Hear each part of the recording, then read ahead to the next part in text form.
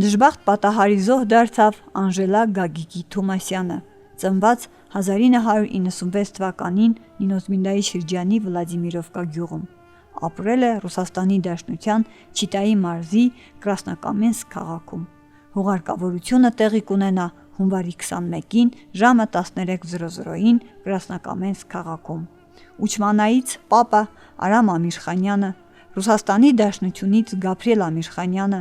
Ռուզան Ամիրխանյանը Հայաստանի Հանրապետության Տաշիր շրջանից եւ Աբուլից Լուսինե եւ Հովսեփ Խոցանյանները խորը վշտով սգում են իրենց սիրելի Անժելա Թոմասյանի անժամանակ մահը եւ ցավակցում ընտանիքին։ Ուր են կորել տարիներս, ուր թողեցի ես նրանց, ուր են թռել խենթ օրերս, ոնց մոռացա ես նրանց։ Ինձ ձգում են երազներս, դեռ չեմ հասել ես նրանց, բայց լքում են ինձ ուժերս, էլ ոնց հասնեմ ես նրանց։ Կիսատ մնաց նպատակս, էլ ժամ չունեմ հասնելու, ակնթարթում անցավ կյանքս, պահ չմնաց ապրելու։